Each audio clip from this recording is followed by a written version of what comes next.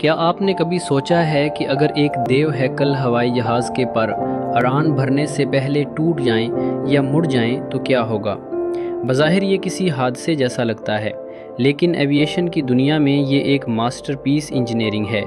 ये है Boeing 777X, दुनिया का वो पहला मुसाफिर तैयारा जिसके पर फोल्ड हो सकते हैं। लेकिन सवाल ये है कि बोइंग को ऐसा करने की ज़रूरत क्यों पड़ी, और फ़िज़िक्स के वो कौन से असूल हैं जो इस देव हैकल मशीन को हादसे से बचाते हैं। फ़िज़िक्स का एक सादा सा असूल है, एस्पेक्ट रेशियो।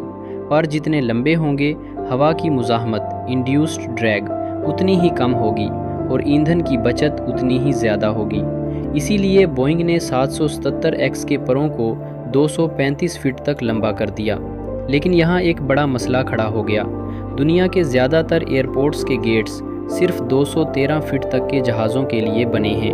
अगर बोइंग अपने पर छोटे रखता तो पेट्रोल ज़्यादा खर्च होता, और अगर लंबे रखता तो जहाज़ गेट पर फिट ना आता। हल, फोल्डिंग विंग टिप्स। ये सिर्फ एक कब्ज़ा नहीं है, बल्कि इंजीनियरिंग का कमाल है। विंग का 11 फीट का हिस्सा ऊपर की तरफ 90 डिग्री पर मुड़ जाता है। लेकिन सबसे अहम सवाल, अगर उड़ान के दौरान ये फोल्ड हो जाए तो? फ़िज़िक्स और सेफ्टी यहाँ मिलकर काम करते हैं। जब पर सीधे होते हैं तो वज़नी लाकर पिंजा उन्हें ऐसी मजबूती से जकड़ लेते हैं कि वो विंग का मुस्तकिल हिस्सा बन जाते हैं। बोइंग ने इसमें फेल सेफ सिस्टम लगाया है। अगर पायलट बटन दबाना भूल जाए तो जहाज़ का कंप्यूटर उसे टेक ऑफ की इजाज़त ही नहीं देगा। जब तक विंग्स मुकम्मल लॉक नहीं होंगे, इंजन अपनी पूरी ताकत नहीं पकड़ेंगे। जब ये जहाज़ फ़ज़ा में होता है तो ये लंबे पर उसे एक परिंदे की तरह ग्लाइड करने में मदद देते हैं। इससे कार्बन अखराज में 10% कमी आती है, और जैसे ही जहाज़ लैंड करता है और उसकी रफ्तार 50 नॉट्स 92 किलोमीटर फ़ी घंटा से कम होती है, विंग्स खुद ब खुद दोबारा फोल्ड हो जाती हैं। यानी पायलट को कुछ करने की ज़रूरत ही नहीं। ये बिल्कुल ऐसा ही है जैसे कोई परिंदा उतरने के बाद अपने पर समेट लेता है। बोइंग 777X ने साबित कर दिया है कि जब फ़िज़िक्स के चैलेंजेस सामने हों तो जिद्दत ही रास्ता दिखाती है। ये मुड़ने वाले पर सिर्फ स्टाइल के लिए नहीं, बल्कि मुस्तकबिल की सुस्ती और महफूज सफरी सहूलत की अलामत हैं।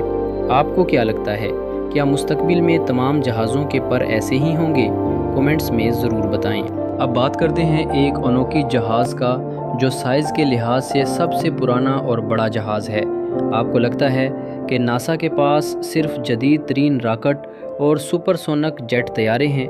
तो फिर ज़रा इस चीज़ को देखें।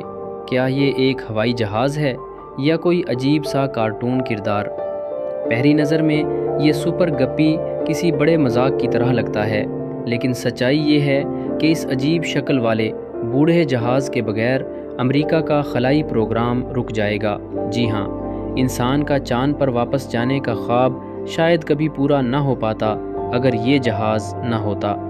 ये न सिर्फ हैरत अंगेज़ है, बल्कि नागुज़ीर है। आज की वीडियो में हम आपको एक ऐसे जहाज़ की सैर करवाएंगे जो दिखता तो मज़ाहिया है, लेकिन उसका काम इंतहाई संजीदा है। चलिए जानते हैं सुपर गप्पी की अनोखी कहानी। तो आखिर ये चीज़ है क्या? इसका बाज़ाब्ता नाम सुपर गप्पी टरबाइन है, और इसकी कहानी आपको हैरान कर देगी।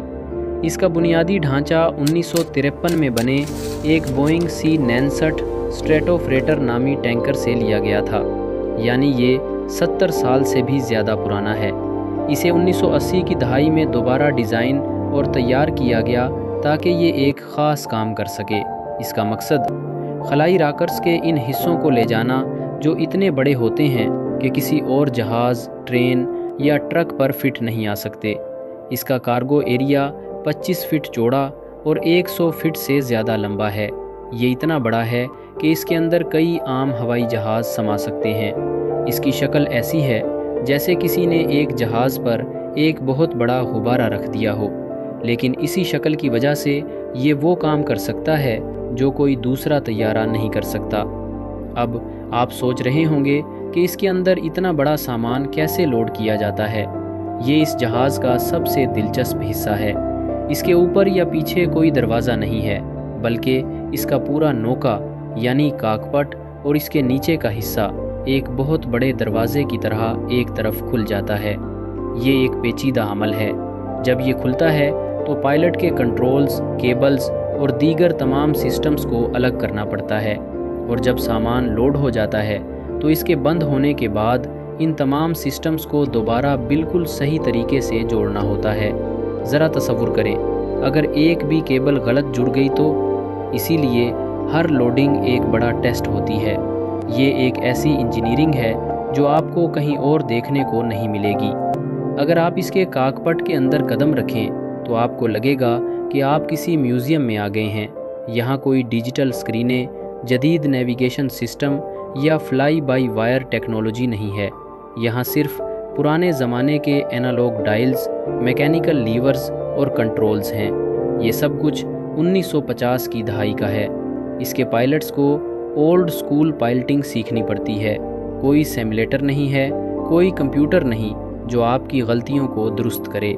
सब कुछ पायलट की महारत पर मुनहसिर है। ये जहाज़ उड़ाना एक सच्चा आर्ट है। तो ये जहाज़ आज भी क्यों उड़ रहा है? जवाब है नासा का आर्टेमिस प्रोग्राम। नासा एक बार फिर इंसानों को चांद पर भेज रहा है और ओरेन स्पेस क्राफ्ट इस मिशन का मरकज़ी हिस्सा है। यहाँ सुपर गप्पी अपना अहम तरीन किरदार अदा करता है। ओरेन स्पेस क्राफ्ट के इतने बड़े हिस्से होते हैं कि वो फैक्ट्री से लॉन्च साइट तक पहुँचाने के लिए इस जहाज़ के बगैर नहीं जा सकते। सुपर गप्पी इन बेहद कीमती हिस्सों को पूरी एहतियात के साथ एक जगह से दूसरी जगह पहुंचाता है। नासा की एक सीनियर इंजीनियर ने एक बार कहा था, हमें ये जहाज़ उड़ाते रहना है क्योंकि हमारे पास इसका कोई मुतबादिल नहीं है। ये एक ऐसी हकीकत है जो इसकी अहमियत को साबित करती है। आपको रूसी एंटोनोव N-225 मरिया याद होगा, जो दुनिया का सबसे बड़ा कार्गो जहाज़ था। अफसोस की बात है कि वो 2022 में तबाह हो गया। लेकिन एंटोनोव और सुपर गप्पी में एक बुनियादी फ़र्क था। एंटोनोव बहुत ज़्यादा वज़न ले जा सकता था, लेकिन सुपर गप्पी की खासियत इसका हजम है। ये वो सामान ले जा सकता है जो साइज़ में बहुत बड़ा हो, ना कि सिर्फ भारी। दुनिया में इस वक्त सिर्फ एक ही सुपर गप्पी फ़आल है और इसे सिर्फ नासा इस्तेमाल करता है। ये ना सिर्फ एक जहाज़ है बल्कि खलाई तारीख़ का एक अहम हिस्सा है जो अब भी ज़िंदा है। तो ये थी नासा के सुपर गप्पी की हैरत अंगेज़ कहानी। ये दिखने में अजीब लग सकता है, लेकिन इसके बग़ैर हम खला की तस्खीर में इतने आगे ना बढ़ पाते। ये साबित करता है कि कभी कभी सबसे पुरानी और अजीब तरीन डिज़ाइन ही सबसे अहम होते हैं। आपको इस जहाज़ के बारे में क्या लगता है? क्या आपको इसकी शक्ल मुज़हका खेज़ लगी या आप इसकी इंजीनियरिंग से मुतासिर हुए? कमेंट्स में हमें ज़रूर बताएं।